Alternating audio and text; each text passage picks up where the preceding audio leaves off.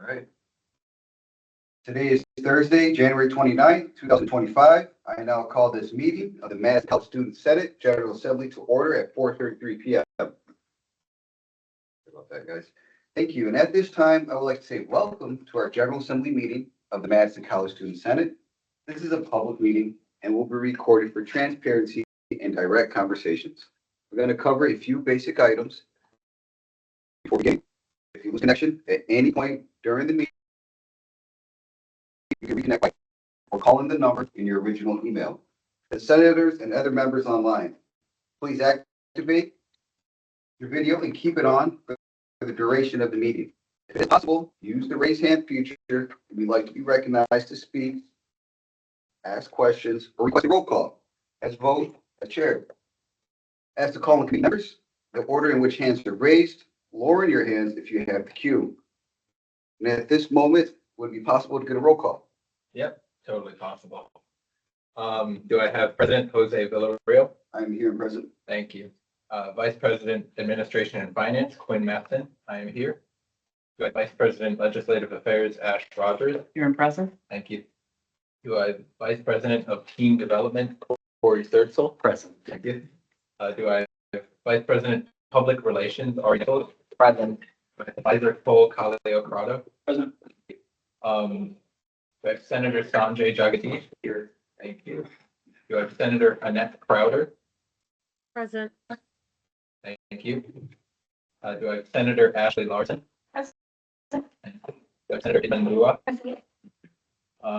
Do I have Senator Ida Wilmo? Present. Thank you. Do I have Senator Sierra Brunner? Present. Thank you. Do I have Reedsburg Senator Kirkan Sindar? Present. Thank you. And Goodman South Senator Bethany Bauer? Present. Thank you. That's the one we have met for. Thanks. Thank you very much. And with meeting quorum, I will now read the prior week's minutes for approval. We did meet last week, and it was a lengthy meeting. We had a guest speaker, who was Dr. Jennifer Byrne, Madison College president. She informed us and brought us up to speed on the decision that was made for the term branch campuses. She also informed us of the next large facility projects, the renovation of the veterinary technician labs. She informed us also that Madison College is vying to be designated as a Hispanic serving institution.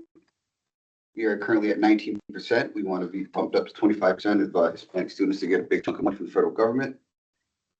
We had a team building activity by President Sturtzel. We had disclosures and recusals, and there was some, so I'll read into it if you would like to know what the disclosure and recusals were. We had reports from officers, advisors, and standing committees. We have reports from special and select committees. SAB was not one of them because did not take place.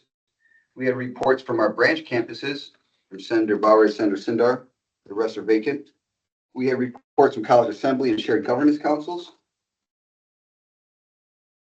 And we had no unfinished business. We had some new business. And under new business, Vice President Ari Nichols gave us a good brief presentation of Healthy Mind Survey. Very, very, very informative. And then we had some non-business housekeeping. Advisor Cole reminded us that office hours will be counting now, so please get those in. We had an announcement about our next meeting, the adjournment made. And with that being read out, I will entertain a motion to approve the minutes. Motion made by Vice President Rogers, seconded by Senator Larson. Open up now for discussion in person and online. Seeing none. Hearing none, I'm going to take a vote unanimous consent to approve the minutes. 5, 4, 3, 2, 1. Approved. We will now move into reading the agenda for approval. All right, today's agenda, we will have public comment from Executive Vice President of Student Affairs, Dr. Tim Casper. We will also have public comment from Associate Vice President of the Registrar, Bill Doherty. We will have reports and officers, advisors, and standing committees. We will have reports from our special and select committees, reports from our branch campuses, reports from College Assembly and Shared Governance Councils. We don't have any unfinished business, but we do have some new business, and we will have some announcements. With the deputy read out, I will now entertain a motion to approve the agenda. Motion made by Vice President Ash Rogers, seconded by Senator Jagadish. I open it up now for discussion, in person or online. Seeing none, hearing none, I'm going to take a vote unanimous consent. And 5, 4, 3, 2, 1. It's passed. The agenda has been passed, and we will get right into it, folks. Now we will go right into a public comment from Dr. Tim Casper, Executive Vice President, Student Affairs, and Bill Doherty, Associate Vice President of Registrar.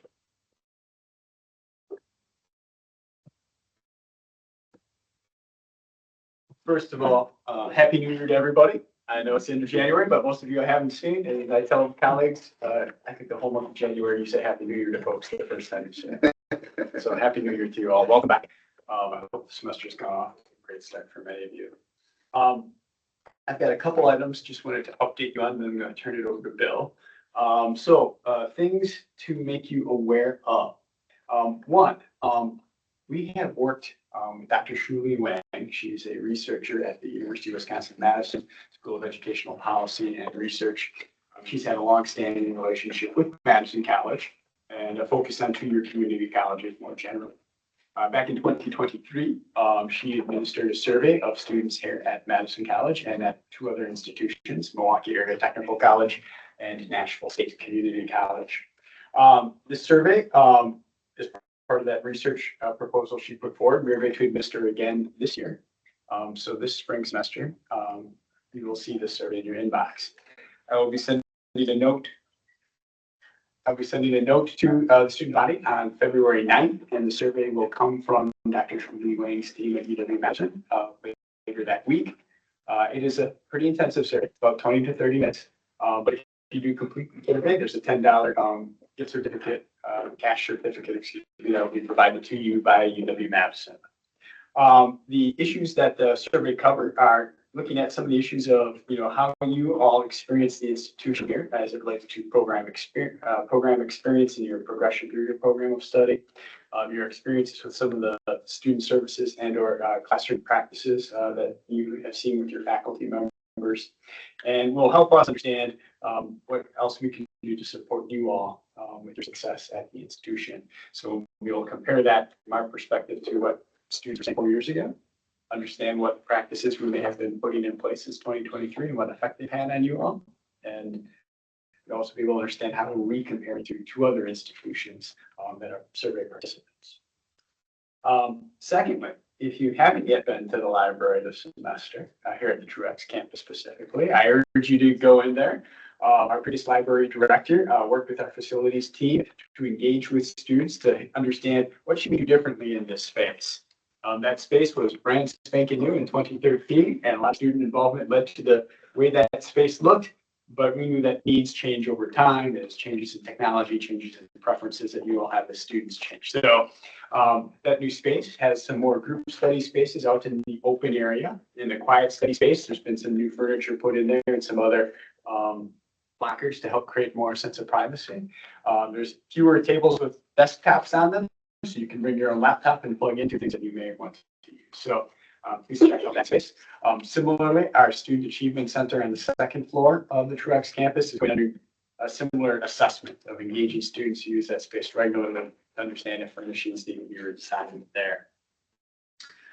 The JED Foundation, as was just reported, Senator Nichols provided a presentation last week on the subject.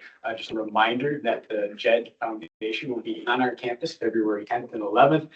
They'll be touring some of the services that support you all as students, talking to professionals there, and talking to students themselves to help inform that steering committee that Senator Nichols serves on as to what types of other actions should Madison College be taking to support students with their well-being. Another site visit that will be coming up, and you'll probably hear this from my colleagues as well. The Higher Learning Commission is the agency that accredits Madison College. What that means is it assures to the quality of the programs that we offer, services that we provide you outside the classroom. And by meeting those standards, we are a Title IV institution, meaning you all can receive federal financial aid. And so every 10 years, we go through a process where we write a really big report with Bill and others, busy putting inputs, reports, projects, et cetera, that we have worked on in the last 10 years to maintain the quality of the student experience both in and outside the classrooms. And then there's a team of peer reviewers, faculty and other administrators from community colleges who read this big report, and then they come here and visit our campus for about 2.5 days. And during that time, they'll be regularly meeting with not only faculty and staff, but there'll be a meeting with students as well, and there'll be more information about that.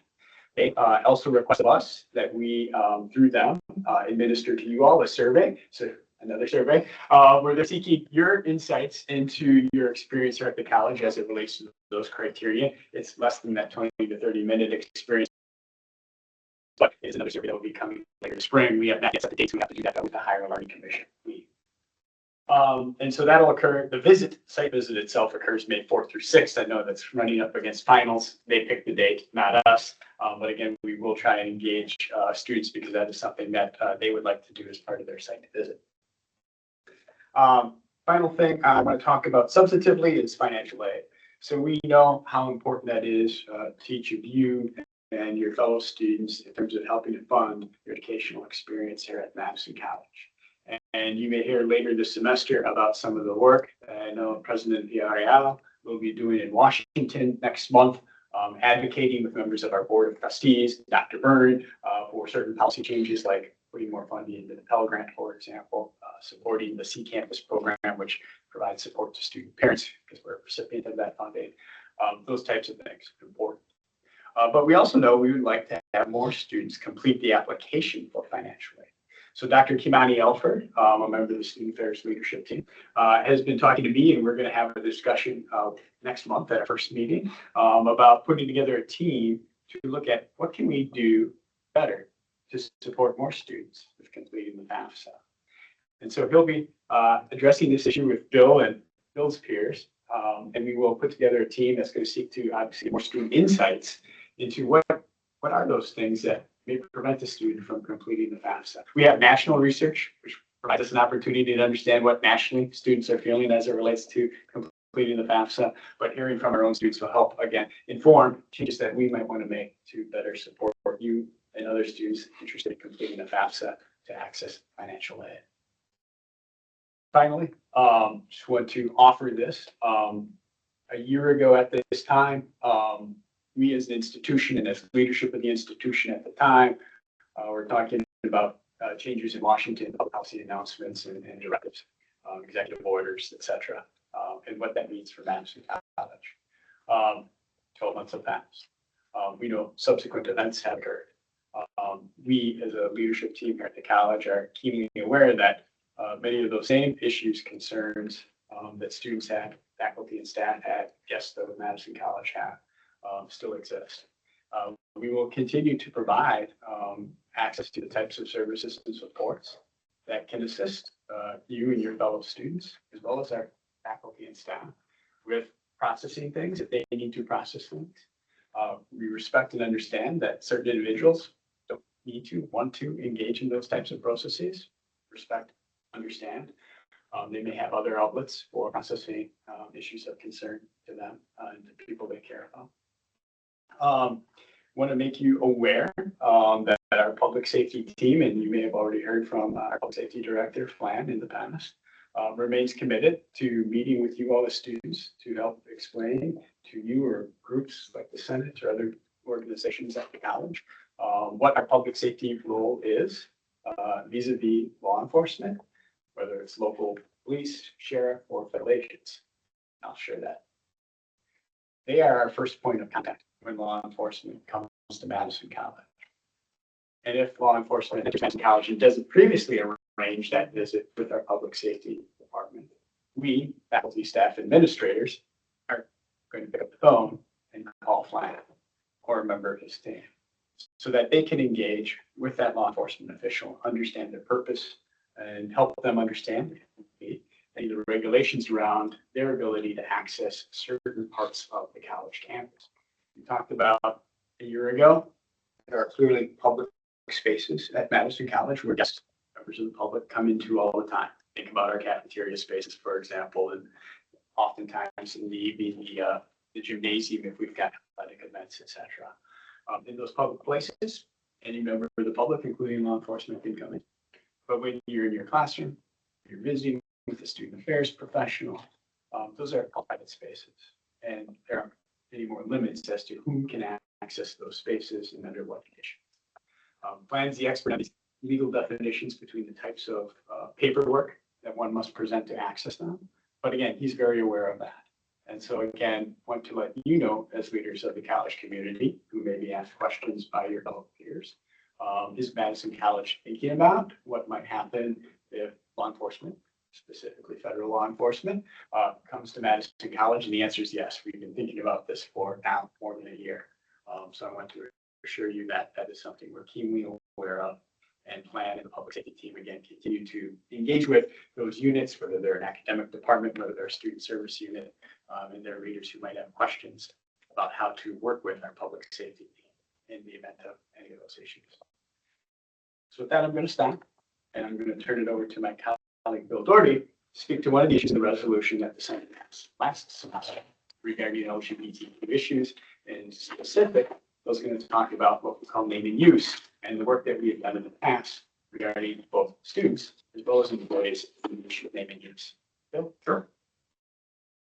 Thank you for having me. I'm going to quick share my screen just in case that's helpful.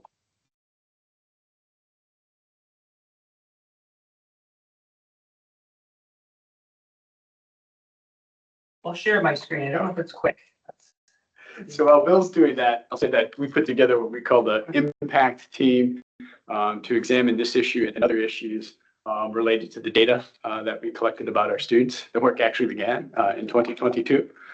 And over the course of a period of time, working with our colleagues in institutional research and effectiveness, our colleagues in what's now called organizational impact and culture, as well as academic leaders and student affairs leaders, came up with these recommendations that are now in practice at Madison College. So that's Yes. Bill. Great, thank you.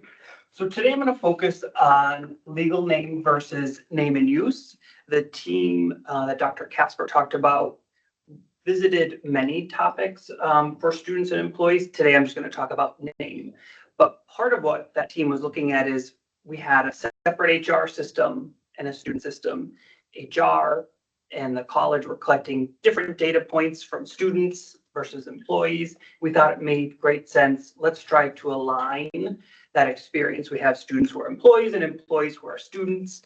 And we didn't have a crystal ball at that point, but now here we are. We're going to be in one system. So we have to be aligned. What we ask of employees has to match what we ask of students. So it was great timing to start that effort. So I'm going to talk a little bit about the different name types that we collect. So first, what I will say is I'm referencing legal name and name in use. Now, depending on what system you might be engaging with, the different technologies call them different things. It might be a preferred name. It might be a name in use.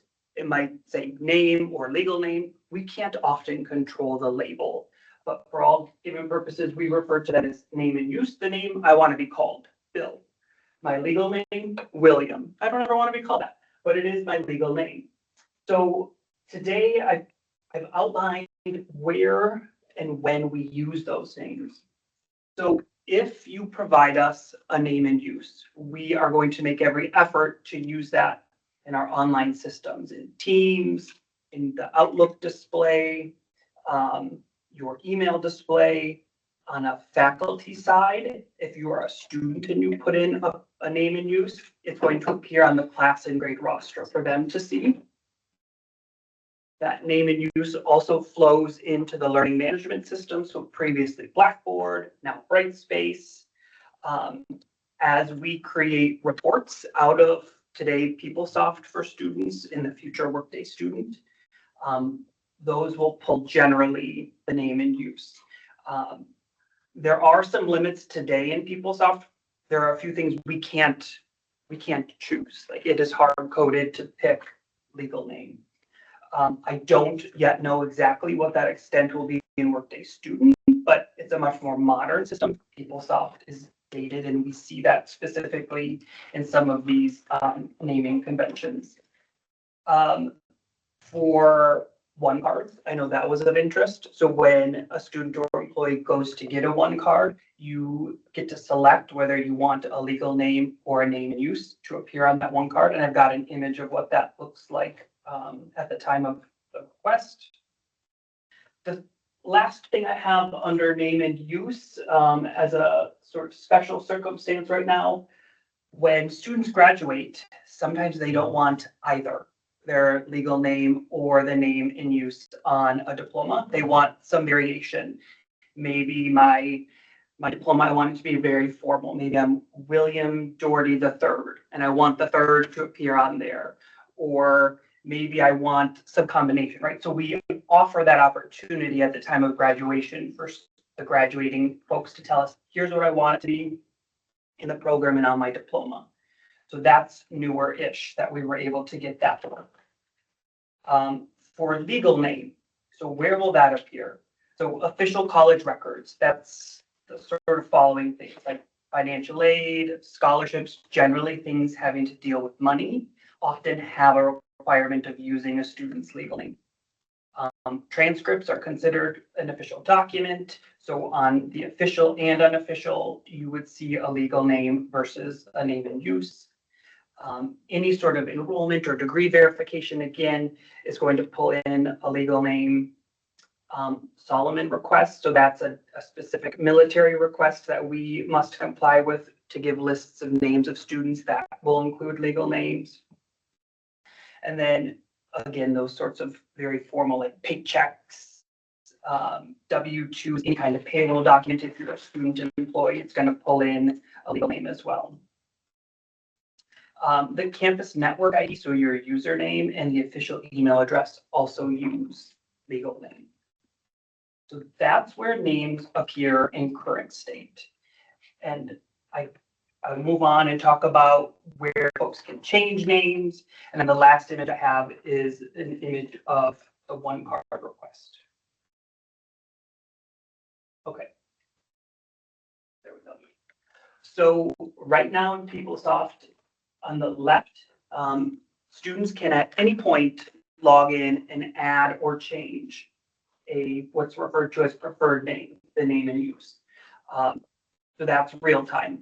If today, so the example I had, at one point I went into my student account and I had Bill. Some students will go in and later change it to be an initial. So whatever you choose you want to modify that as, you can go in and change that, and then the system consumes that and pushes it out to all the systems that collect it. So this is what we would call the source of truth for your name in use. When you enter it here, this is what feeds to all the other systems. So that's available at any time. On the right, at the start of each semester, I hope you all did this, our office pushes out what we call the term start activity guide. So you log into your account and see a to-do list items like tell us about you. One of the items is update your name if you want. So we ask you for your address. Students have the opportunity to enter a gender identity, emergency contact, so all sorts of things. Each semester, we prompt students to go in and do that. As of today, for spring semester, about 3,500 people completed this item. It's optional, you don't have to do it, but so we prompt people each semester to do that. This is for name and use. There's no documentation required. You enter in the name you wish to be called. For legal name changes, that comes through the registrar's office, and you have to have some sort of documentation to support that change. So an ID, a birth certificate, a marriage certificate, right? So there's all sorts of legal documentation to prove you are who you are and that your name needs to be updated in the system. And the last thing that I grabbed, because I've understood that there's interest in the one card. So that's also newer, I think, in student life, that students can choose. So if you don't choose, the name in use will be the defaulted name. So that was an effort that we made. Once we made name in use available for entry, we worked with departments across the college to point to that name in use by default. So as others at the college are pulling reports or using the system, the vast majority of college employees are seeing name and use. And the only time a legal name should be used is if they have a legal compelling reason to use the legal name for the work that they're doing. So in financial aid has a legal compelling obligation to have access to a legal name. That's a bit about name and use versus legal name sort of questions. Can I answer? Yeah, so if you're done, we'll go ahead and enter into question and answer, Okay. and every one of them will have 2 minutes to answer your question. Yep. We'll start off with Vice President Ari Nichols. Thank you. So, my main question is, 'cause I'm curious, back on slide 2, under name in use, it has reports, and or lists generated for academic purposes such as degree progress reports. So how is that? Where is that sort of information seen? So what is, I guess, this degree progress report? Where is that seen and found? Great question. So the degree progress report is sometimes called your academic requirements. Okay, So that's what you would see in your student account. okay. Thought that. So that was a specific change that had to be coded. Mhm. It was pulling in legal name and somebody on our tech team figured out how to make it use Okay. name and use. Cool. I'm curious, because so the big, and this is obviously something where I have to refer back to them, is there was a sort of, the main concern was some of the name and use stuff, being put on, official documents that leave the school. I don't know if that was actually happening, but you have more to say about that? Or- Yeah, if I can Okay. provide clarification. One of the instances that was reported to the Senate by students was that they had a legal name that they were using through the college because their parents did not know their preferred name. And then they were starting to change it at school, I believe, and then documentation got sent home with preferred name and it was a mess. So the question was, is there a way to specify on anything that leaves and say like a letter home? Is there a way to specify the name that's on that? That's a great question. And that did get brought to our attention as well. So what happened is we opened up name and use. Students started to enter name and use. Name and use became the default. And so as items were being mailed, so a letter, even if it's not an official document because a transcript would have legal name, but if we mail something, it's going to use name and use. As of today, we do not have a way to point to one or the other for like postal items. At that point, what I believe Student Life worked with the mailroom to create like a mailbox program. So if somebody feels like they don't have a safe way to get mail to them at their home address, that they could do that. I do have a hope in Workday that we can get more granular to have people select, this is when and where my name would appear. But as of today, it's not. And even if we were able to make a change because PeopleSoft is so old and everybody uses it differently, I would still have concern that an old report would pull that name. Vice President Rogers, you're recognized. Bit of a follow-up. So with that Workday, obviously that's a newer system we're bringing in. Is your team or someone else working with Workday to make sure that the preferred name and all that is getting pulled from the right places? Are those conversations happening so you can get that granular detail? Yes, so we're in the midst of the project now. We've got a lot of great folks working on it and many of them were involved in this initial implementation. So we do benefit from lessons learned from the past, absolutely. Any follow-ups? Okay, open up the floor to more questions. I see Sandra Larson there has her hand up, and we will take more online too if you have any questions. Yeah, just a question. So, the graduating students have the option of specifying the name they wish to be used on their diploma and in the commencement program in their Madison College student account. I think that's wonderful. But I just kind of have a question for the students who do prefer to use their name, whether or not their diploma or when they go for like job applications or if somewhere needs their diploma, if they're ever going to run into any issues because their preferred name is on the diploma, or if that makes any sense. So it's a good question and I can't really give a definitive answer. What I can say, generally, when someone is applying for a job, the employer isn't asking for a copy of the diploma. They're usually asking for proof of graduation, which would either be a transcript or an enrollment verification. So something more along the lines of the legal name. But I don't know, an employer, I guess, could say, I'd like to see a copy of your diploma. We do get requests for validation in the registrar's office, and somebody had a unique situation, like my diploma is a dramatically different name than what is going to appear on this. We would work with them to provide that verification. Thank you very much. Vice President Ash Rogers? Hopefully a quick question should be, on that right side, I'm assuming everything that's in that legal name category, there's a reason legally that legal name has to be on there? Well, not necessarily. So many of them are legal requirements. Some of them are not legal, but are like legal adjacent in that they're considered a pretty official document. I would say like a transcript is not a legally binding document in the way that a paycheck has very different rules. There are standards in the industry about a transcript often having the legal name. That may change as more institutions consider these sorts of topics, right? But when we did our review, I think transcripts and enrollment verifications were pretty much legal name.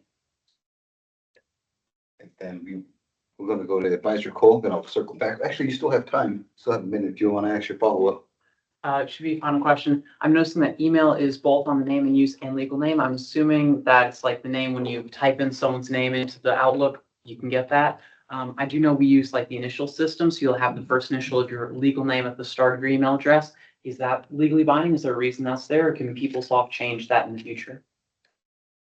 That is less of a PeopleSoft issue, and one that I would have to bring back to HR as well. Because when we're all in the same system together, I'll have to double check with them what we can or can't do. So as an example, for me, I'm W Doherty, but when you like hover on me, it says Bill, right? So we have that ability to change the display.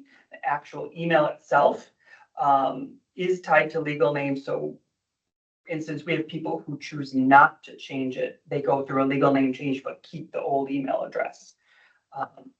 So I don't know exactly what can or can't do there. And then, and the rate and the, Can I quickly, because I have follow-up on, I have information for that actually. it's gonna be out of order, but go ahead. So it's, I don't know what the exact process is, but you can get the email to have your preferred name be the starting initial. I don't remember what it is, but I know I accidentally did it for my work email. And so that one has my preferred name, first initial, but my student email still has my old name for the first initial. So it is possible. I don't know how you do it though. Thank you very much for that, Vice President Nichols. We're gonna go to Senator Crowder. You're online. You will be recognized, and then Senator Bethany Bowers. We will read out your comment afterwards. Thank you. I was just wondering if the school has thought about providing information about how to do a legal name change. I don't know if it's the same across Wisconsin or if it's different in different counties, but it was fairly simple for us in Sauk County for me to get my daughter's name changed. I just thought maybe that might be helpful because I believe that sometimes people don't realize just how simple the process is. Just basically putting in a court document, publishing it in the newspaper about the name change, and then going back to court for the legal process of them saying, yeah. Thank you, Senator Crowder, for that statement. Advisor Cole, did we need to read out Senator Bowers' comment, or did you go ahead and answer? No, so I think that's what was being asked, but I think it was more of a question, correct? And then, is that what you're asking? So Yeah, okay, I'm so just wondering, I mean, the school provides a lot of different pieces of information. I feel like that might be valuable to some of the students who would like to legally get their name changed and don't know that the process is fairly simple. Yeah, I can share. I've never been asked to consider it before. If you have suggestions of where you think that would make the most sense, like where would students find that information? You can absolutely send it to me. I think any place where people where you're I don't know how to say it when so the process for using a preferred name, where is that process at? Okay, yep, I know exactly what you're referencing. So we do have a space on the website that talks about how to update your name or complete a legal name change. So we could look at that. We'd also want to make sure we aren't confusing people about where you're changing that name, right? So yeah, good idea. Thank you. Yeah, I think that answered. Answer Senator Powers and Senator Crouch's question. Thank you too for that. Is there any other, there was one. Advisor Cole? I just want to give a response to Ash, when you talked about like official versus unofficial, because that happened in my undergrad because I didn't go by my full last name. So when you enroll with whatever that name is, typically that's where it's pulling, especially like financial aid and stuff is pulling from. So if that can't change and then you don't have it in there correctly, then like in my case, I got charged double tuition because they thought that my name I was going by, my last name wasn't my full last name legally, that I didn't know was my full last name. So then that's where that hiccup comes in. So because it ties into more official things, that's where it ends up in that realm. I do have one question. It's probably something system. Could it retroactively be changed? Say 5, 10 years from now, I wanted to give Madison College a call and say, can you please change the name on my transcripts? So we wouldn't change, well, a legal name change, we can go into the system. So people may want an updated diploma. Mhm. That absolutely does happen. We, as of today, students have so long to go into their email. Eventually that will be the same practice probably for your account. So you would have access for a defined period of time post being done with Madison College to go into your record. After that, everything would have to come through the registrar's office. Understood. Yep. Thank you. Is there any other questions or comments or concerns we would like to bring up to the attention? Senator Sindar? So I would like to bring some concern and question to Tim Casper. Yeah. If it's possible. He's our Vice President of Student Affairs. Thank you for having you today. Having you in this campus is very good for us because you're always interacting with students, especially with international students. You're always taking good feedbacks. The thing I would like to ask, we have a front desk to ask questions. Yeah. Do we have any chance to, right now we have complaint system in web, but I believe this is not very effective. So we are having issues like academic advisors not show up. They are showing up so late. And those are all coming from student feedback. Mhm. And when they show up, we are asking small things and sometimes only taking them to their responsibility. Also about the front desk, they are mostly about especially international students. When they don't know answers, they just want us to go Center of International Education. And this sending go and back make us lose a lot of time. Mhm. And when international students ask some questions, second language English users ask some questions, I believe they don't have too much patience. That's how I am feeling. I hope it's only for international students, so I hope it's not happening to our domestic students too. I just want to bring to you, if you have any chance to, any person can be charged to listen our complaints in there instead of just writing complaint message. So first off, I'm not happy to hear that students have had that experience. So I will share that with the manager of that group, and I interact with that team pretty regularly. Doesn't mean they're perfect people. I'm not a perfect person either. So, but I will work with the leadership there to provide better service. Regarding the types of questions that sometimes get asked by international students in particular, it is just it's a complexity, as you know, as an international student. And depending on if you're an international student who is here not on the student visa, but are here on some other visa, and you live in South Central Wisconsin and are attending Madison College, I understand at a very high level that that's a different set of regulations and expectations than the student who has the student visa specifically to come to Madison College and the rules and regulations around that. So sometimes I think those distinctions that the staff at the front desk who are not experts in either of those things, sometimes it's hard for them to try and support the student with getting the response the student may want. That said, it's something we can get better at. So I appreciate you bringing it to my attention. So we may have follow-up conversations between that group and the Center for International Education office about what are the types of questions that the CIE office may have some knowledge of, but they too aren't as knowledgeable about the students who aren't here on the student visa, because that's the population that they're primarily serving, that they have that depth of knowledge about the student visa experience as opposed to a different type of visa. Again, that allows a person to access Madison College. In terms of sharing concerns, I do know that front desk does have a form for students to share their thoughts. And they've told me, the managers told me, like, we offer that to students at the end of every engagement that they have. They haven't had a lot of feedback from those. They just shared that with us in December. I think we had an update, Bill, myself, and the other leaders of the student affairs. So I will share that with you. I will ask them to make that more evident, more transparent, more visible to students. But we indeed do have a process for students in the moment to share their thoughts about the experience. Thank you, Senator Sindor. Would you like to ask a follow-up question? No, I'm good, thank you.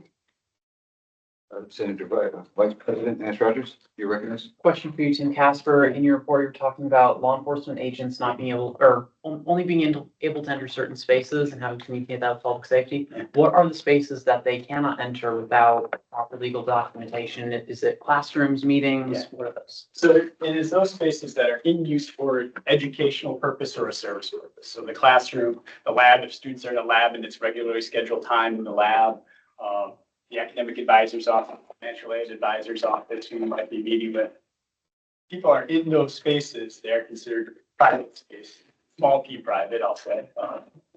And some spaces transform though, right? So if there's not a class in session in this room, and this was not a scheduled meeting that the students sent in this room, and Bill and I and a student were in here just talking because it was available and we didn't want to talk in the hall, it doesn't qualify as a private space technically, because we're using it the same way we would use the chairs and tables out here in the hallway.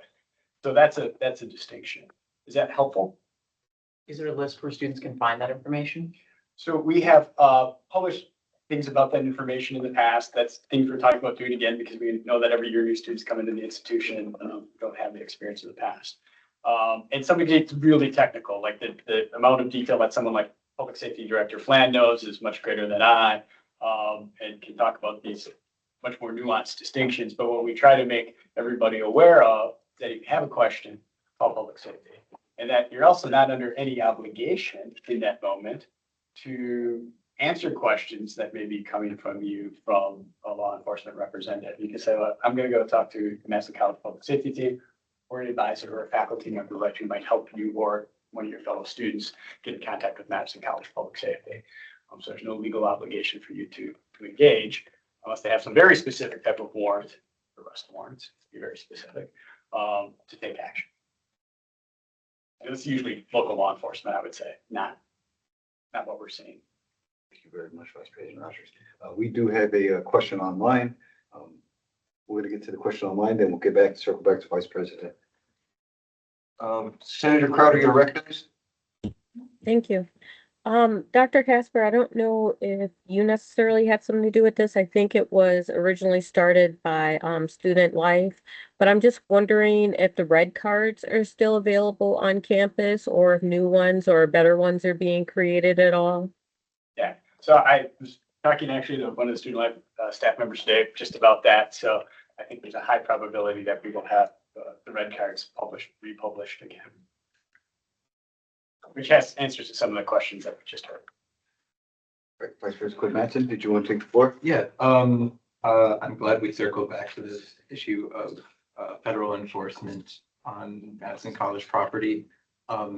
I've told other students what you said, because it's what Mark Thomas said 6 months ago. Yep. That public safety is supposed to be the first point of contact.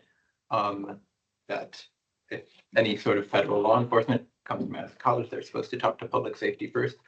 How has, we said, staff, faculty, and administration, how have they been how do you know that they are all informed of this policy? Is this something that has been talked about in meetings? It's a practice. And what I'll say is, right, there's so much information that the professionals at Madison College, the faculty, the staff, the managers know about, right? And this is true of a lot of communications. If we were in a marketing class, they would say something akin to this. First you say it, then you say it again, then you keep on saying it, then you say it again until you're sick of saying it, then you start saying it again. And so that's sometimes what we have to do is messaging, because I'll have faculty members who were here a year ago and they'll ask me the same question they asked me 12 months ago about this very issue. I'm like, well, remember what we said in January of 2025? That still holds today. We haven't made any changes. But again, respect that people are processing a lot of information about trying to do their job as a teacher in the classroom, as a student services professional, or another administrative professional at Madison College. And they're not planning the public safety team where this is the thing they get to think about all day. Which is good, because we want them to think about all the other things that make Madison College a great place for you all, and for the guests in our communities. So it's iteration. It's iterate. Cool. Yeah, I think everyone feels comfortable with public safety's authority and responsibilities in that realm. I think some people are just a little unsure if faculty would know what to do in that situation. And so we heard some of those questions from faculty colleagues back in January. They gathered the week before you all came back as students, and we had some of those same discussions and addressed the matter just as I did here with faculty, some who were physically present in D1630, some of whom were online as part of that session with Dr. Byrne and others. Thank you. Thank you very much, Vice President Quinn Mattson. And I do believe this is restart time. If there's any other questions or comments or concerns, I would entertain a motion to extend the time if you have the time, Dr. Tim Casper. For you all.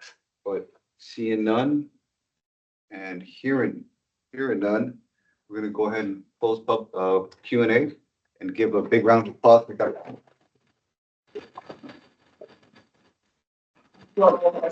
Semester, and I know I'll be seeing you around. So thank you. Thank you to those who's online too. All right, folks. We're going to move right into disclosures and recusals. So if anybody has anything they'd like to disclose or recuse, this would be the time. And or online. All right, seeing none, hearing none, we're going to move to reports from officers, advisory standing committees, and I'm going to go ahead and fire off with the executive council report. We did meet and we did iron out our new meeting time. We will continue to meet, and we did also speak on a couple different topics that had to do with the upcoming filling up the Senate seats and the general elections, and Vice President Ari Nichols is going to be taking a seat back and focusing heavily on elections. Nothing new. We will keep you updated if anything else happens. But knowing that, does anybody have questions for me as far as the executive council or anything else that I can answer here or online? All right, seeing none, hearing none, we will now move to the Finance Committee with Vice President Quinn Mattson. Thank you. Finance Committee has not yet met. We will be meeting starting next week, every Tuesday at 3:45 p.m. That's my report. Thank you very much. If you have any questions for Vice President Quinn Mattson, please Teams him or email him. He will respond to you in time. We will now move to the Rules and Legislative Affairs Committee. Vice President Rogers. We have not met yet. We'll be meeting next week, either Wednesday or Friday. I'll get that out, that team's invite out either tonight or tomorrow morning. And then we'll be going over bylaws and things like that. Awesome. If anybody has any questions or comments, or if you have concerns, please bring it up to Vice President Rogers through Teams, email, or pop into the Senate office. They're always there. All right, we will now move into the Team Development Committee. Vice President Surtsel, for your report. Yeah, so I am wrapping up with tabling availability. So actually trying to make it as fair as I possibly could. So if at any point in time your availability changes, say you drop a class or you add a class, please let me or Cole know as soon as possible, but that should be published very, very soon. So I know that we've had a handful of people also on leave. So if you're at all interested in taking up more tabling hours or introducing a tabling idea, absolutely go for it. I always encourage tabling ideas, and I actually really, really enjoy the warm welcome. But as for our team development activity, we're going ahead and actually looking at either pairing up for volunteer center here at Madison College, or actually collaborating with the food pantry. We're still connecting with Denise. She is the director of our food pantry here at Madison College. And we're going to go ahead and see what they could benefit from. And we're looking at putting together a food drive. So I think that would be a great opportunity to go ahead and do some volunteer work, as you guys all expressed interest doing that. But if you guys have any more suggestions, feel free to just shoot me a Teams message and I'll get back to you as soon as possible. But that is my report. Thank you very much, Vice President Sirtzman. We do look forward to those details when they come up. If anybody has any questions, comments, or if you have concerns, please reach out to Vice President Sirtzman via Teams or email. We will now move, just 1 second, folks. I got it. Okay. We're gonna now move into Vice President Ari Nichols' report, Public Relations Committee. Thanks. So, as you heard, a lot going on with the elections. As of right now, currently, the February Clarion ad, March Clarion ad, the digital banner, and the application quarter sheet, have all been finished. So those will be, you'll see those coming out once applications start, which is February 9th. As well, I have now handed over to Ashley and Sanjay, the financial marketing, or the marketing bill, sorry, that will sort of give us, I think it was $1,200 is what we're using to get a bunch of new pens, notebooks, and stress balls. That will allow us for better tabling. What else? Public relations did meet last night. It was relatively short. It was mostly just looking over the work that has already been done, design-wise. We are also discussing who will be tabling at where is it? Goodman South on the 17th. The 17th. Thank you. 17th, which is the same day as the legislative seminar. So very much appreciate it if you're able to go there, if you want to go there, if you want to do some tabling, go to Goodman South on February 17th, because there will be an involvement for that. That concludes my report. Thank you very much, Vice President Ari Nichols. If anybody has any questions, comments, or concerns for Vice President Ari Nichols, just please Teams him or email him regarding the election or regarding anything that will be under his purview. We will now move to our advisor for his report. For sure. So as was mentioned a couple of times in emails and in person, VP Manson and I are working to finalize the office hours log. That'll be done here relatively soon, just making sure stuff is good to go. By the time you get it, everything should work out for calculating points and such, or logging your hours. The title page, which calculates like the cumulative amount of it, will not be ready yet, but I'm not that worried about it since we're only in week 1 of tracking hours. So please make sure you remember what hours you log this week, as well as meetings. And again, if you don't have a meeting this week, i.e., let's say you don't have your committee meeting, please put no meeting. Don't delete that. Don't change that, please, because there's a whole formula associated with it. Tomorrow, you all will get an email from me probably at the end of the day to collect what your office hours will be this semester. We try to do our best to collect what your relative availability will be for your 2 hours of office hours, so that we can publish it at the front desk for Student Life, as well as through Wolfpack Connect. We'll also use these hours, hopefully, if we do run across, as VP Sirtzl said, if there's some issue that arises with your availability, we can refer back to those hours for potentially doing your tabling as our fallback. But you'll be getting that request tomorrow. Please make sure you submit your office hours to me so I can have that documented and we're good to go. This is my open call, where if you are interested in attending the legislative seminar to speak with our senators and assembly reps for the state on Tuesday, February 17th. It is from approximately 9 a.m. to 12 p.m. and it'll be at the state capitol.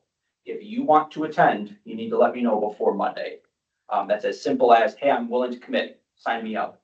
I will provide more information next week to everybody who does say that they want to attend, to let you know where to meet, some stuff to get ready for, because we are planning to meet with approximately 4 to 6 senators and assembly reps in total, to really make sure that everything is handled and good to go. Again, you can attend if you're not going to the legislative seminar like myself.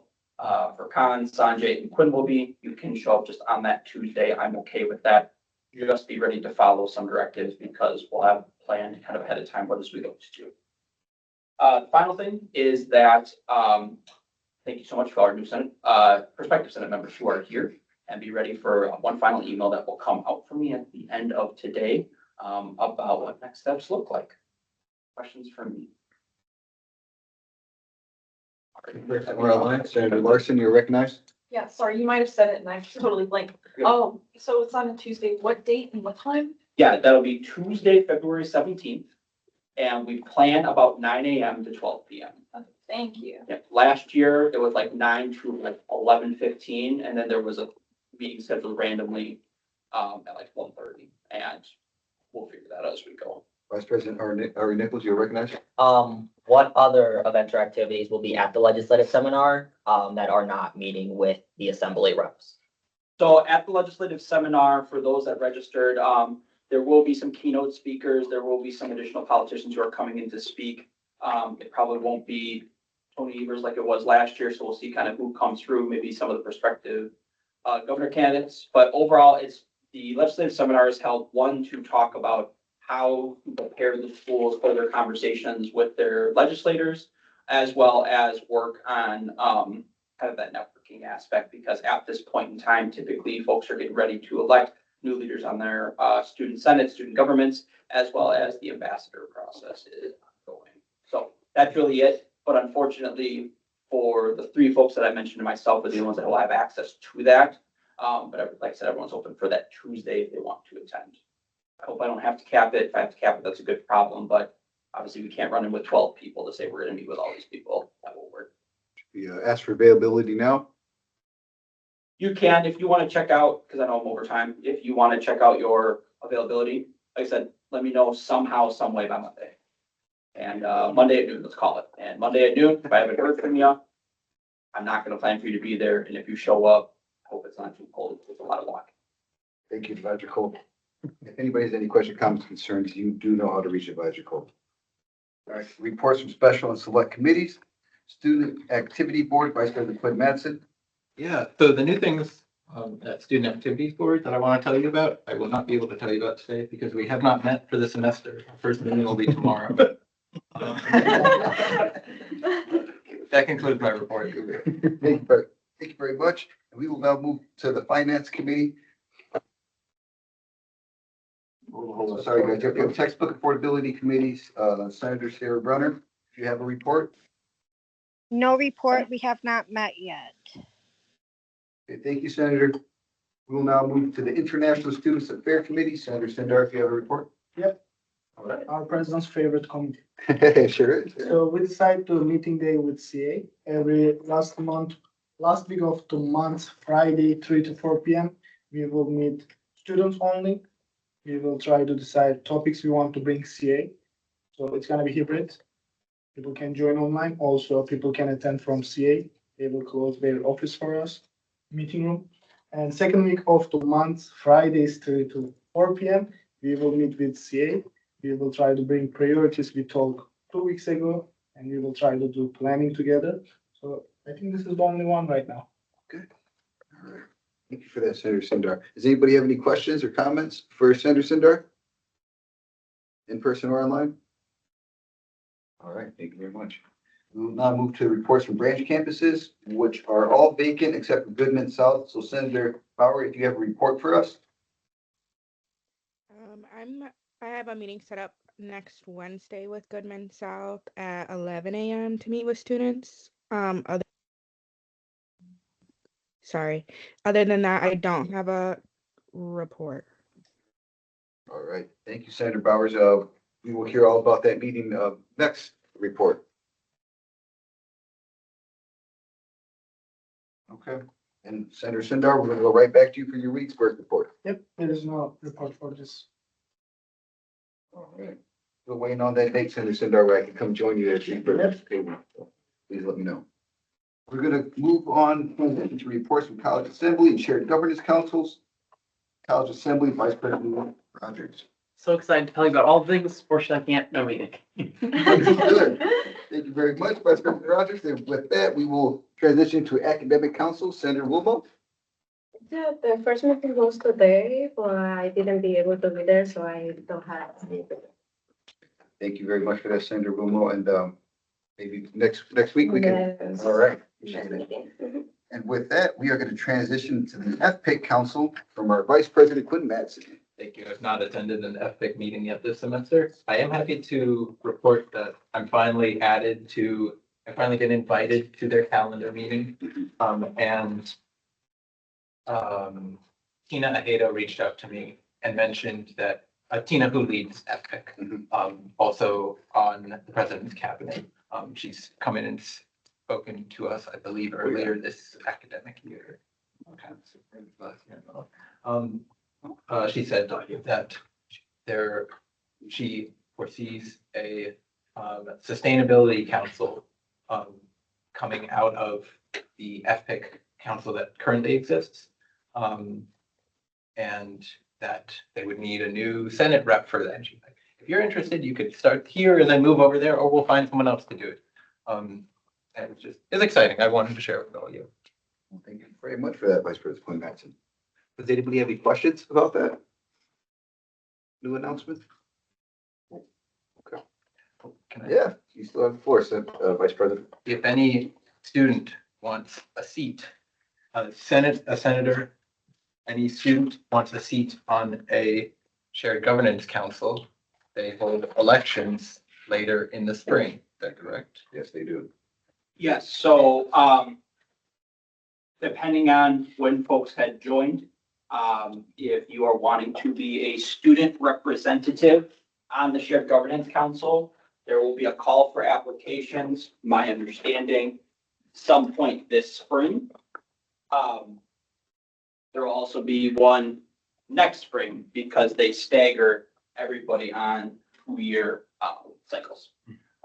So yes, student reps.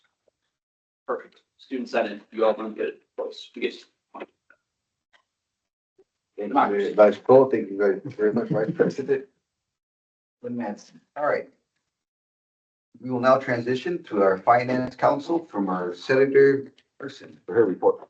Yeah, so we haven't met, but our next meeting is going to be held February 13th from 10:30 a.m. to 12 p.m. I highly encourage if you guys are interested in learning about the world of finance or budgets or that kind of that area. I encourage you to come visit because it's open. But yeah, that concludes my report. Thank you, Senator Larson. Does anybody have any questions or comments they would regarding Finance Council for Senator Larson in person or online? All right, see none, hear none. Thank you. We'll now move to information. That is vacant. Sorry, folks. We are going to go to Students Affairs Council, Vice President Ari Nichols. Yeah, thanks. So, Student Affairs hasn't met since the last time I talked to you guys. However, I did put together the transcript of the meeting that was requested of me, just so everyone can see the ideas that were talked about in full for food security and accessibility. It is a very long transcription. It's about 60 pages at 10-point font, covering a 1 hour and 48-minute meeting. But there's a lot of good content in there. If you want to look over it, we talked about a lot of different ways to involve the community as well as involve, more students or just, creating student jobs was mentioned a lot, collaboration with farmers or other groups like that was mentioned a lot. And if you can figure out why we were talking about the National Guard in that meeting, I will give you a sucker. All right, that concludes my report. Thank you very much, Vice President Ari Nichols.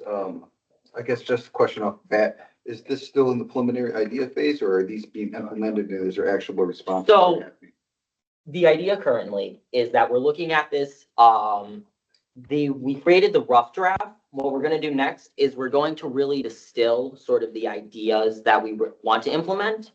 We're going to refine that. We're going to try to create a plan around it. And then by the end of the year, that plan will be submitted to College Assembly as sort of like our recommendation on what to do going forward. So it is still in the planning phase right now. So there's a lot subject to change, but that is the topic we've decided to focus on. So whatever we do decide to produce will be related to food security and accessibility at the college. Will this be an inclusive body of faculty, staff, students, and community members, or is this still being planned out and ironed out? So it will definitely depend what it looks like. What we're currently seeing, just based off of what we've kind of discussed, is the best plan that would cause the best growth or the best result for students would probably be one that includes a very large reaching net over not just the college, but the surrounding communities. Like I said, one idea we actually came up a lot of was reaching out to farmers directly and sort of seeing if we could do things directly with produce. Things like that, as well as other mentions on increasing student employment at the cafeteria and volunteer centers. And just really any way. So what you'll most likely see is something comprehensive that will include faculty, staff, students, and even people that were not previously related with the college. Thank you so much for that work and for all those answered questions, Vice President Ari Nichols. That means a lot to the body and to everybody here. Does anybody else have any questions? Okay. Appreciate that. We will now move into unfinished business. Is there any unfinished business at this time that anybody wants to bring forward? Seeing none, hearing none. We're going to now move to new business. And with that, we will start a 15-minute section. Vice President. You ready? Yeah, I'm ready. All right. Ready as I will be. All right. Take the Um, floor. yeah, so I just wanted to brief everyone here about what I'm thinking, what I've communicated to the executive council. John, should we introduce what the 3-year plan is, like just do a little bit more depth? Yeah, we can talk about the 3-year plan. I'm going to do that quick, that way, just to make life easier. So, yeah, so this next topic here, which Quinn's going to take on over, I just want to give you the background, is our 3-year plan. To those of you in the audience, if you do join Senate, we're going to learn all about this as well, because you're going to be required to read it if you join Senate. So our 3-year plan is something that we produce every single year to basically justify the work in our budget with the Student Activity Board, or the SAB, which is an advisory board made up of 2 reps of every single student organization within Madison College, from Student Senate to Performing Arts and Leadership to Athletics, to talk about the goals, opportunities, strengths, weaknesses, and overall successes that each organization has faced. Every single year, which again, kind of doesn't make sense for a 3-year plan, but I don't make up the logic. We have to create a new plan. And with that, we have to create 2 to 3 actionable goals, which to my current Senate folks, I hope you know what our goals are. You're required to read it. That we are to operate on during the year and be able to follow up on and get tangible outcomes. So right now, we are currently in the phase of our 3-year plan of looking to identify those 2 to 3 goals, in which Quinn will go ahead and give you a rundown about. Once those are set, we will go on ahead and complete our reports, and then we will also produce a presentation that at minimum, myself, VP Mattson, and Senator Crowder will discuss to you all, as I'll be there to support, but VP Mattson and Senator Crowder will be our representatives presenting to the SAB to justify the report and our budget. So this is important because, yes, it does justify our budget. Yes, last year we argued with people. Yes, we're going to argue again with people this year, but this time our budget's not increasing by 15%. It's increasing by 1%. That was a great time. So that's our 3-year plan. At any point, go ahead and refer back to it. To my folks in the audience, if you ever want to see what it looks like, let me know. I'll give you a copy of it. It's a great time. And with that, Quinn, you good to go now? Yeah. Awesome. Let's go back to Quinn. So most of what I shared with exec council was the main idea that I think we were all pretty agreed on in finance council, which was kind of maybe a restructuring of the 3-year plan. You're all very familiar already with the organizational goals, I'm sure. If you're not, they are 3 large goals of what Senate is supposed to do over 3 years. Advance sustainability, advance student outreach, and support basic student needs. Each of these goals has a few, has 2 to 3, I think, strategies underneath, and each strategy has specific tasks, like 3 to 5 underneath.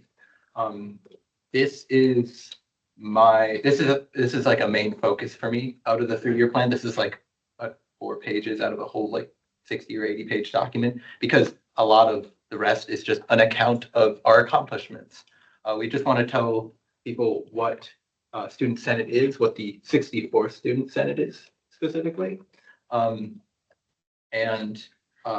guess the context within which this 3-year plan was written.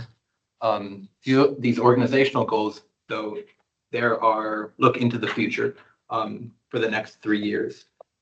However, discussing with Finance Committee, we thought that they were a little bit not confusing, but not exactly directional or actionable. Cool, yeah, thank you. Little big. Yeah, some were vague and big and like up to interpretation. Some were really specific and they were kind of interleaved in that way. And we wanted them to be more organized so that it can be a more useful tool for the next Senate. So we're hoping to kind of reorganize what we have already, maybe adjusting some of the content, but more so reorganizing it so that it's so that we have tiered goals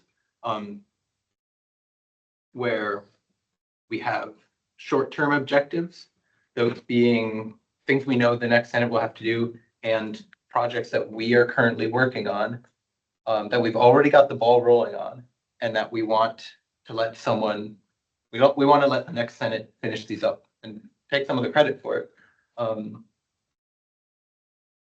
Further down the line at the end of the organizational goals will be those big broad things, kind of sky's the limit, open space.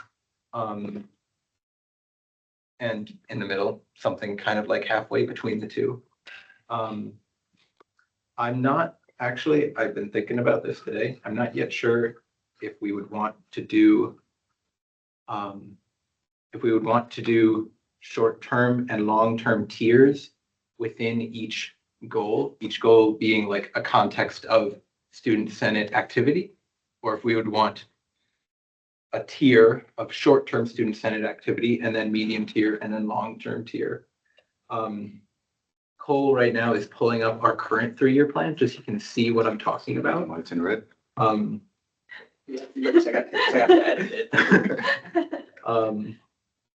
But that's most of what I'm talking about. The things that are on the 3-year plan already, advanced sustainability,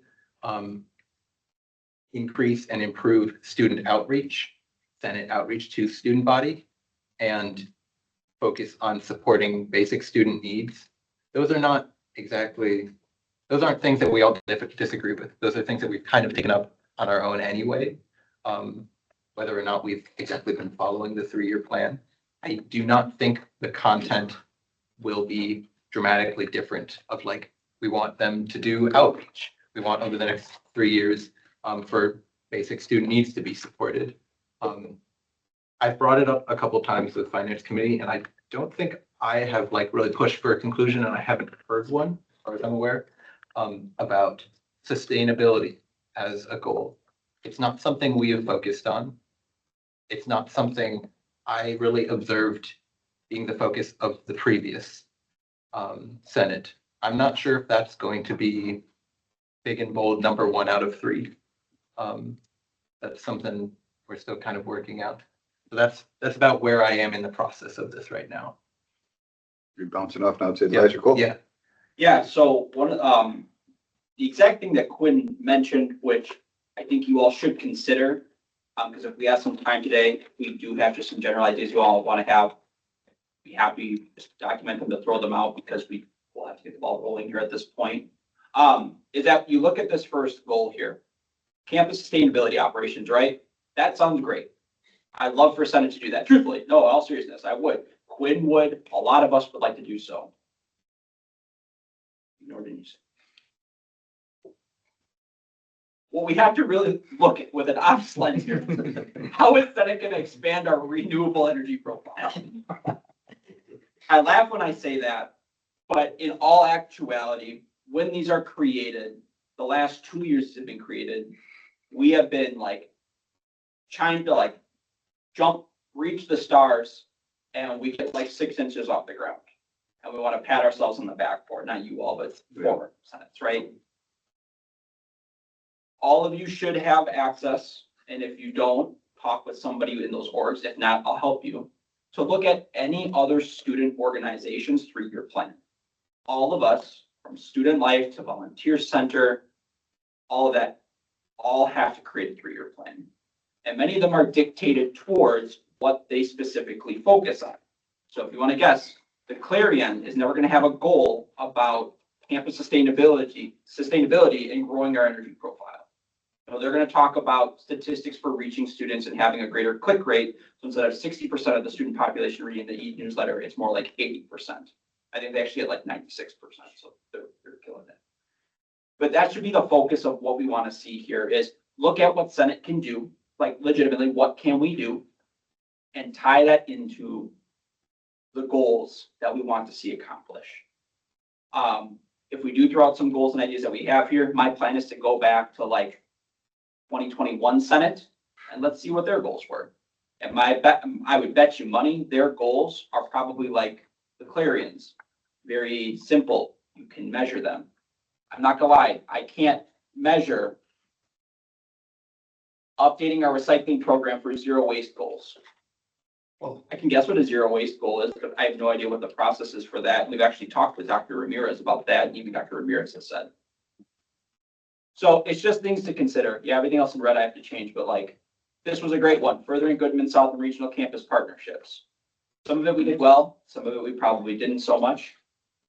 But then when you get to like supporting student basic needs, supporting ongoing initiatives surrounding student, parents, and affordable childcare for Madison College students.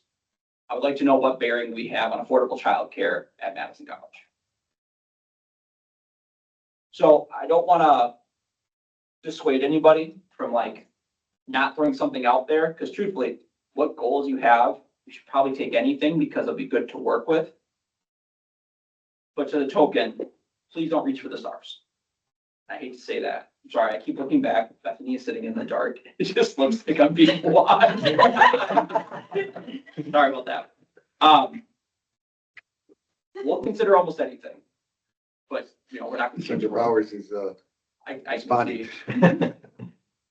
So, Quinn, is there anything else you want to add for that? Okay.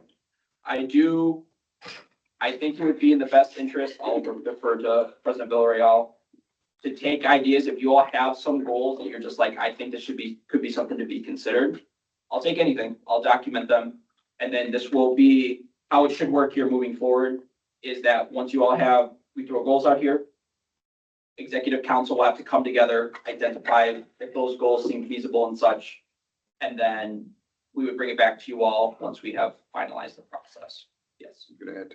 Yeah, I just, before we start throwing out ideas, I want to prime you all with the idea that I had when I was talking with exec council, which is that not only do I want to avoid things that like maybe aren't achievable, but I want to avoid things that are kind of haven't been our focus.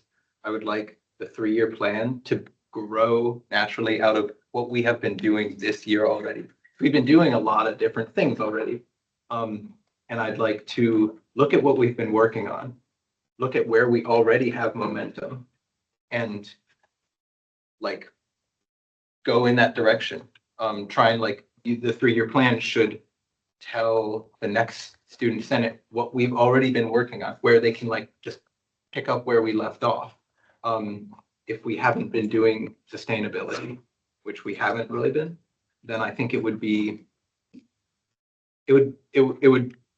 more difficult to say, you guys take up sustainability. We haven't started, figure it out. We have already started a lot of awesome things. I think that's like kind of what this should grow out.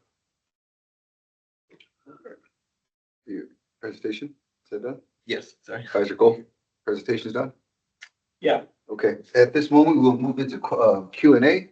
And you raise your hand, I will call upon you. You will have 2 minutes to ask any question. And we will start that now. I'm gonna type so I don't want on mine. Okay. Senator Sindar, you're recognized. Yes. Oh, Vice President Ari Nichols, you're recognized. Thank you, Senator Sindar. Thanks for coming. So my initial idea here, especially because we already talked about it, was one of the things we obviously identified was really breaking down the strategies. Obviously, you saw when Cole had it pulled up. It's already, the 3-year plan's already broken down sort of into those steps. But I think it's what I think I'm gonna say we should do, and then I'm also gonna give an example of what we should do. is really, like Quinn was saying, focus on what's already been started, but also things that we already have plans for that we may not be able to finish by the end of this year, and then just put those as the goals. So like for food accessibility, say, we want to, I don't know, meet with dining services more, right? Well, that can be one of those small things down there. We can say meet more with dining services as one of those smaller goals, and then the overarching goal can be improve student food accessibility, right? And so I think coming up with the general ideas is going to be the easy part. I think coming up with those big three things are going to be fine, but I think we're going to have trouble finding a lot of those smaller things. Especially because I feel like we're going to identify some of those smaller things and then just want to do them ourselves. And so I think another thing we should really focus on is see what can we pretty much push down the hill, but they can keep the ball rolling, right? And I don't know, I really think that we should include the food diversity in here, just because that is something we've worked so hard on, and that is definitely something that will need work continued on. Right, Senate's worked on. And prior Senate work has been done. That was actually, this will be one of those things that will be worked on for 3 years. And so I think that really including that and really taking a lot of those ideas that we already have, like I said, meeting with dining services, looking at outside vendors, working with other committees like student affairs. Those are all things that have already been started. There's no reason we can't list those as goals for the next Senate to do as well. That concludes my time for what I'll say. Thank you for that comment, Vice President Ari Nichols. Now we move to Senator Sindar for your comment or question. I think I said mostly what I want to say. I also agree with Queen. I think like saying sustainability is kind of coming to me like buzzword. We are just saying make it sustainable, but how and where and who should do that? It's not very detailed. We already start last year with halal food, and this year we little bit expand this to accessible food.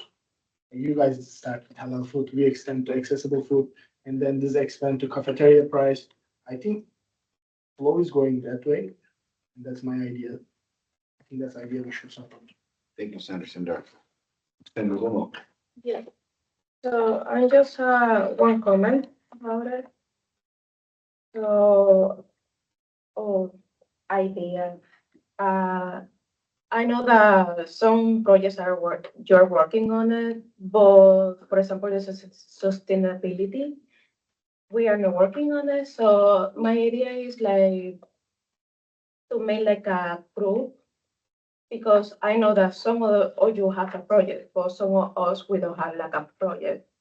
So maybe me and some people that want to work on it, we can do a project with some ideas and we can bring it to here and share it with you and start working on it.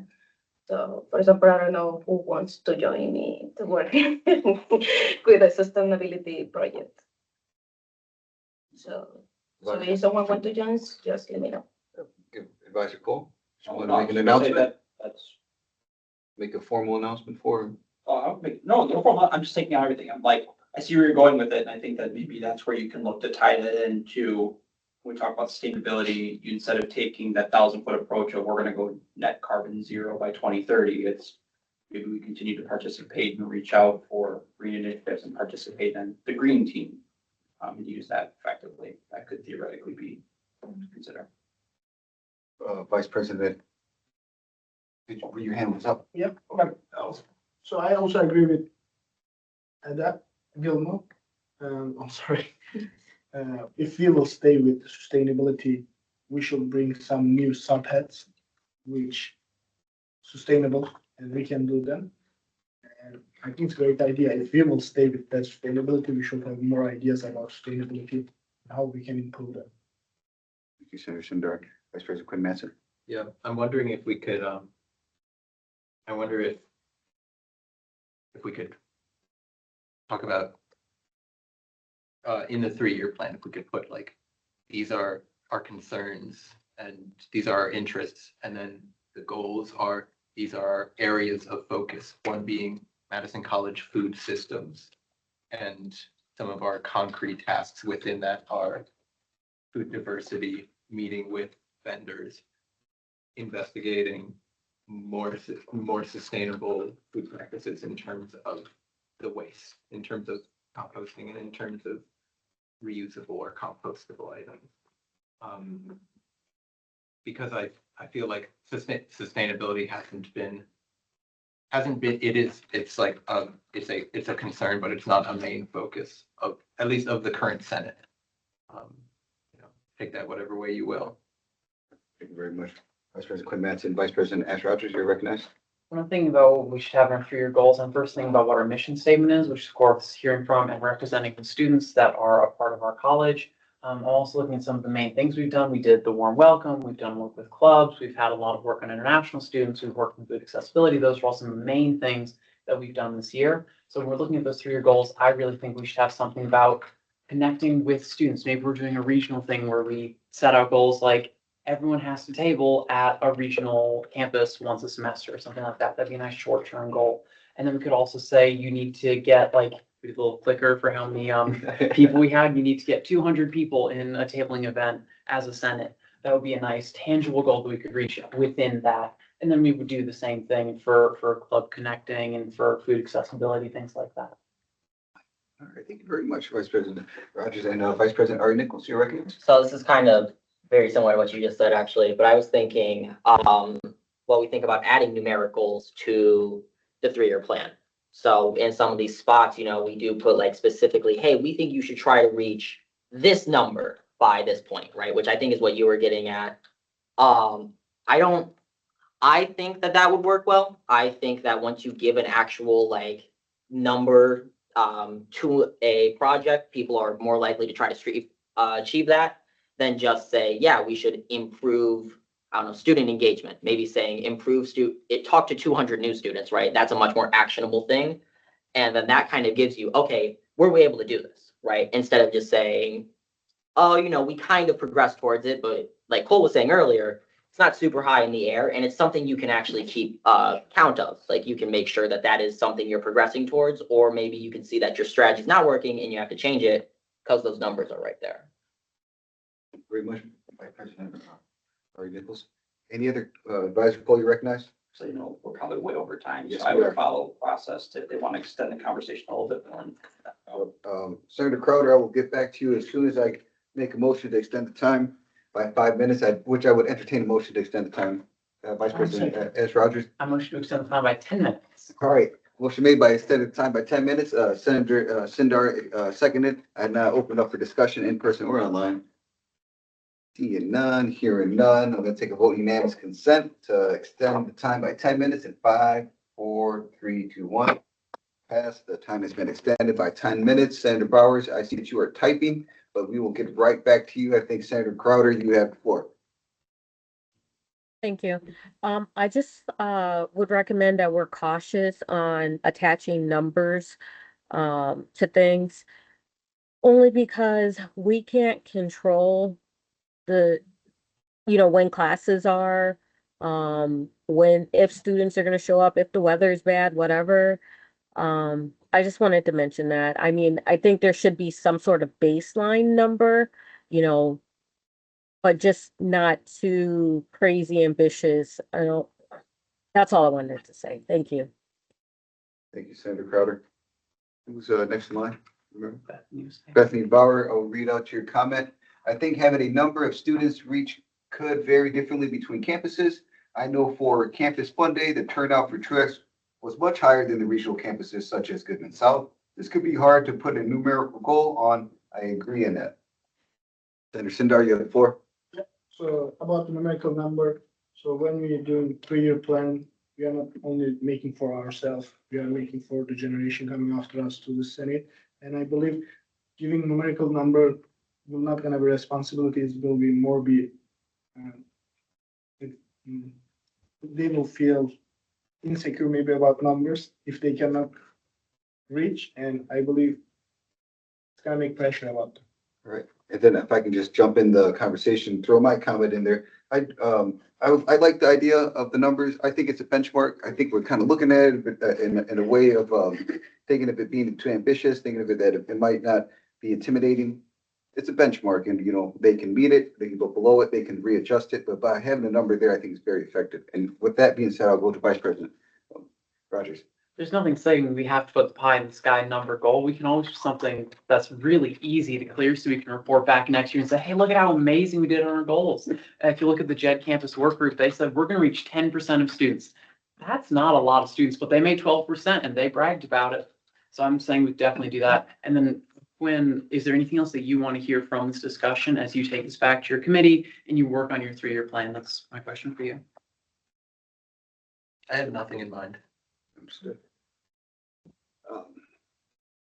I saw Senator Sanjay Jagadish first, and then Advisor Cole, and then Senator Sundar. Yeah, I think with everything everyone's been saying about having something there to maybe like get 200, get 400, so on and so forth. But at the same time, you have it where you go to some other campus and you don't have that many people or something like that. You can't reach that. We don't need to have it as a fixed thing where like overall everyone, we need 200, we need 400. You could have it as, I think, Ash, you said, we could have it flexible with like, maybe you don't shoot for the stars, but maybe in these big campuses or like these concentrated campuses, we have a lot of people, you could have this kind of thing, like 200, 400. Then maybe if you go somewhere else, you can maybe adjust that. So you can take into account like factors like how far you need to go, how many people there are, like what kind of factors are affecting that, and take that into account when you actually set those. And then the order that the hands were raised is going to be Advisor Cole, and then Senator Sundar, and then Vice President Ari Nichols. And then Annette Online. Annette Online, was she before or after Vice President Ari Nichols? Before. Before, okay. I just wanted to tell you, so I looked back through the previous 3-year plan back to 2022. It pretty much kept the same with the regional campus, Goodman South outreach. The only other variance they really had is they had a year or two where they talked about housing accessibility and talking about working with student life on that. And then alumni relations was also a topic. So just things to know of what previous ones have done. But that Goodman South one has actually been pretty consistent for the last 3 to 4 years. Thank you, Advisor Cole, especially for the alumni relations. I did forget about that one. Senator Sundar? So when I talk about the numbers will make pressure, I was trying to say actually, if you put numbers, it can kill the creativity because some people's outreach, making international students committee or writing in Clarion, but some people's outreach is making coffee party, warm welcome, some people doing tabling. And I think this year what we catch with our Senate under Mr. Jose's president, flexibility.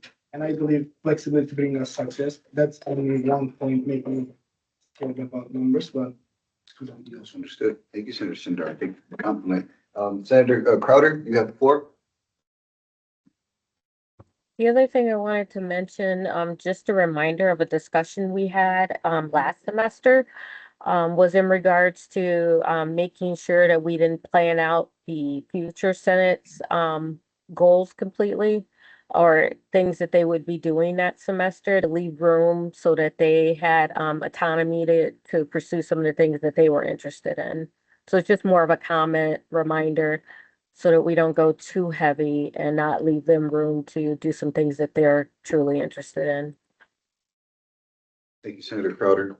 Senator Jagadish? Yeah, just not trying to go too far into this, but I feel like, at least from my point of view, if you say, hey, our goal is to get 400 people, you don't have to ask or tell them you should do this, this, and this to get to that. You can keep it open. So like, you want to go talk to 400 people, you can do something like going out and talking to people, you can make a new thing, so on and so forth.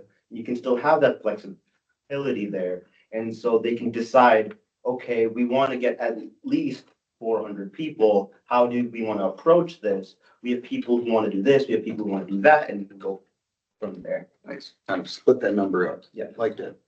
Senator Larson, I do believe Vice President Ari Nichols was first, then I'll get to you, Senator Larson, if that's okay. So I think what I think we should do, because it seems. Okay, I think a good idea we could have, first off, is if we do decide to include numericals, scaling them with campus size. We can, obviously, we have the student populations for each campus, so we know X campus is so much smaller than True X, so we'd be able to scale the numbers down for that. I do agree with Furkan though, actually, about stifling creativity. I think that is definitely a pressure that can be felt when you're given numeric goals. I think what could be done to sort of still try to inspire creativity while making sure the events are successful is maybe we could only add numeric goals for the events that were required. Since, tabling is now required by the bylaws, it could be you have to hit numeric goals with that. But then say if someone wanted to create like a warm welcome event, like we had, right, where they're handing out something like that to try something different, not assigning those same numeric goals, I think that could be definitely a good way to do it, because that still allows the creative element, especially if someone has that burgeoning idea, while still making sure that we're, getting out there and reaching out to students. I also think that a lot of the time, if students do create something creative, it will be rewarded. So I think that there will be initial fear, but I think the example I'm going to give again is the warm welcome. We're able to get a couple hundred students to come to that each day. That was the first try thing, right? And so I think if you assign a numeric value, people will be a bit afraid of it at the beginning. But I think as they get their footing, they'll see that number more like you see sort of like a C, or like a grade you get. Instead of it being like, you have to strive for 70%, right? You're instead, you're kind of hoping to get there and then go a bit beyond that. I think that's definitely what those numbers could be used for, is sort of, hey, this is where you can hit to be successful. Anything you do past that, great. Thank you very much, Vice President Ari Nichols. And I will commit to, under this presidency, if any idea is presented, it will be heard. And me and Advisor Cole will give it the light of day and the resources and the backing. Right, Advisor Cole? All right, Vice President, Senator Larson. Thank you. Kind of going off of that with Ari, instead of reaching or setting a goal of how many students we want to reach, again, we could use like, if we were to use numericals, saying like, we want to hit and table at this campus at least the branch campuses at least 3 times a semester, or whatever number. Instead of kind of going into the how many students we want to reach and making it more intimidating and making people a little nervous if they're not reaching those correct numbers or the right numbers or whatever. Just kind of something to think about. Thank you, Senator Larson. Vice President Rogers. I would also like just to remind us that we have multiple strategies, we have multiple sub goals. We can so easily say that this is one of those short-term goals that Quinn was talking about. And then we've got a long-term goal that's really just connect with students. And that's where the creative expression can come through. There's so many different ways you could do that. I love what Sanjay said about just network with X number of people. You can do that whichever way you want, but that still gives you a little baby step, and then you can surpass that and do whatever you need to do. Thank you, Senator, Vice President Nash Rogers. Senator Sindar. Yep, I also agree. Actually, I think making numeric events, this will also make sense because it's also answer the question, it's reaching out for 100 people is important or change 50 people's academic life or academic experience in Madison College. I think it's also answer that. So I think that's a great idea. Very good. Senator Larson. Oh, we are at time, folks. I think that'll Yeah, so do it. just to again, if you have additional ideas, send them to me. I'm happy to take them. I will share these with Quinn. Conversation doesn't have to stop, but just so you understand for timeline, most likely looking at as early as February 20th or 21st, whatever the day is, would be the day that we make the event, which is why we will kind of move a bit quicker on this. So I will say once stuff is set, Quinn will be able to present with Annette's help in front of you all what we come as the finality of our 3-year plan. And that will be kind of where we set the tone for next year. Thank you, Advisor Cole. And I will leave off with kind of just pushback on Advisor Cole's don't reach for the stars, reach for the stars. All right, textbook affordability probably was in the stars, and they got it, they landed it, and now we all have rental books. Right? So any idea? Thank you so much, everybody. We'll now move into announcements. And Supervisor Cole, did you want to announce about the shared governance positions? Sure. So as of right now, Information Technology Council, which is one of the shared governance councils, is obviously vacant as we don't have a student senate rep. So we are opening it up for any of our current folks on Senate. And if there is no interest, we'll obviously prolong it until maybe some of our new folks come on along. If you want to serve on that shared governance council, let me know. Let me know, and then I can also work to confirm the day, time, and occurrences that the meetings are going to happen, because those can be subject to change. You cannot serve on it if you're currently on a shared governance council. So to my folks on shared governance councils, you cannot serve on a second one. So it is kind of out there to anybody who doesn't currently serve on one.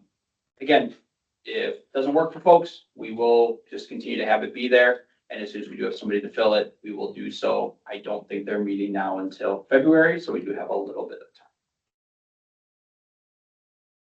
All right, thank you very much. Supervisor Cole, you can email him, Teams him, we'll see him in his office. Our next meeting will be February 6th, 2026 in room C2402 at 4:30 PM. I'm gonna go ahead and just, sorry about that, folks, gotta turn that off. Did I? That's what it was. All right. I'm gonna go ahead and read Senator Larson's comment just for the record. We can also include educating people on sustainability and other goals so students know what we are working on and kind of hitting more goals if that's the way we'd like to move forward. Thank you, Senator Larson. And with that, is there any else that wants to be tied into announcements here? Okay. This will be the time where I would entertain a motion for adjournment. President Ash Rogers, motion for adjournment, seconded by Senator Larson. Open up for discussion in person or online. Seeing none, hearing none, we'll take a vote unanimous. Unanimous, are you discussion, no discussion? Okay. In 5, 4, 3, 2, 1, motion passed and adjourned. Thank you very much, folks. Sorry about that. It's because you were, and I was, I don't know.